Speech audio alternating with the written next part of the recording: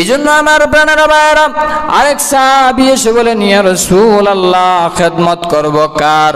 নবীজি বলেন, উম্মুকা, তোমার মায়ের। আবার সাহাবী বলেন, তারপরে কার? নবীজি বলেন, উম্মুকা, তোমার মায়ের। সাহাবী আবারও বলেন, ইয়া রাসূলুল্লাহ, খেদমত করব কার? নবীজি বলেন, উম্মুকা, তোমার মায়ের।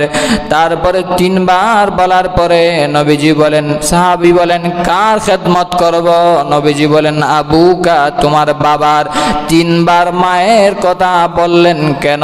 কারণ বাবার চাইতে মা তিনটা কাজে কষ্ট বেশি করেছে। তিন প্রকার কষ্ট যেটা বাবা করে নাই, মা করেছে।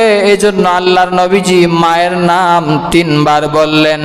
আল্লাহ রাব্বুল আলামিন কোরআনে কারীমের ভিতরে জানায় দিলেন, তোমার মা তোমাকে গর্ভে ধারণ করেছে, বাবা কিন্তু গর্ভে ধারণ করে নাই। এই গর্ভে ধারণের কষ্ট বাবা করছে না মা করছে?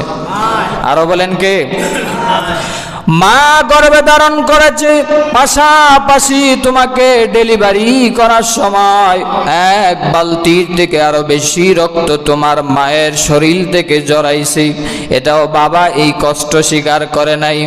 2 বছর থেকে 2.5 বছর মায়ের স্তন থেকে দুগ্ধ পান করেছ, এই কষ্টটাও মায়ে স্বীকার করেছে। এই জন্য আল্লাহ বলেন, হামালাতহু উম্মুহু كرها ووضعته كرها وحمله وفصاله 30 شهرا الله أكبر আমার বানানো ভাইরা, বিশ্ব নবী রাহমাতুল লিল আলামিন ওই সাহাবীর প্রশ্নের জবাব তিনবার কেন মার কথা বললেন?